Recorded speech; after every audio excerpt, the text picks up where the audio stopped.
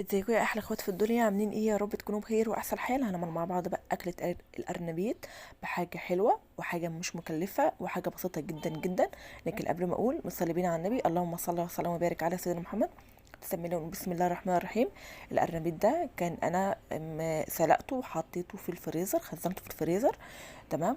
طبعا طلعته، انا قطعه كده شرايح صغيره، بس قبل ما اقطعه انا حطيت عليه خل وليمون علشان خاطر ريحة الفريزر. وبعد كده طبعا هنجيب الطاسة بتاعتنا. هنجيب فيها حوالي 3 معالق من الزيت او 5 معالق. هنشوحهم كويس.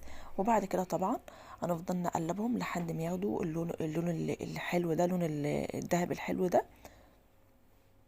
وبعد كده طبعا هننزل عليهم بمعلقة من التوم، عشان خاطر يديلنا ريحة كده ويديلنا طعم. الريحة والله قلبت ليا ريحة الشقة. فانت كده شغل الشفاط لما تيجي بتعملي الأكلة ديت. أكلة حلوة قوي. وتحط طبعا كمونك، بهاراتك، التوابل بتاعتك اللي انت عاوزاها. وبعد كده طبعا تجهزي بصلاية وجهزي فلفل أخضر وتجهزي معاكي طماطمية، بس الطماطمية هنحطها في الآخر. طبعا ياخدوا كده تشويحة مع بعض كده.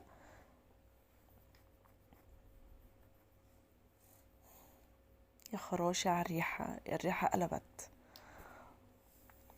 وطبعا هتجيبي طماطمية زي ما انا قلت لك، هنقطعها قطع صغيرة جدا. وبعد كده طبعا هنضيفها مع التوابل اللي احنا عملناها مع بعض.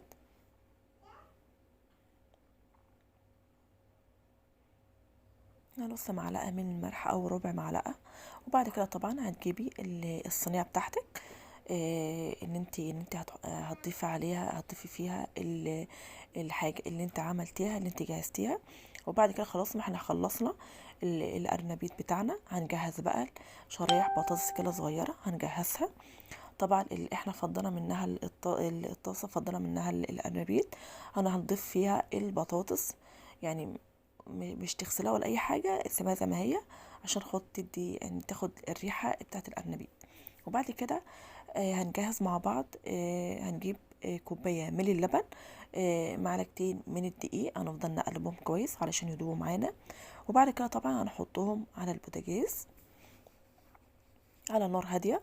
وبعد كده طبعا البطاطس بتاعتنا اتحمرت، يعني خدت وش تحمير كده بسيط جدا. احنا مش عاوزينها تتحمر التحمير اللي هو التاني، لا التحمير اللي هو العادي خالص.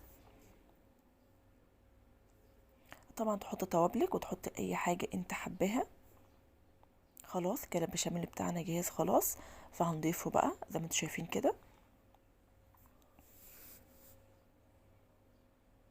احلى ارنبيط تاكليه بالبشاميل بالبطاطس. والله بصي، ولا تكلفة بقى، ولا تغلبي نفسك ولا تحتاري، حاجة بسيطة. في الفرن بتاعك او الميكرويف تحمصي كده تحمصة حلوة كده. شايفين الشكل والجمال والحلاوة. والله انا مستخسرة الا انا اشيل الوش الحلو ده. اه والله بجد. فألف هنا وشوف على قلبك، ان شاء الله اشوفه في فيديو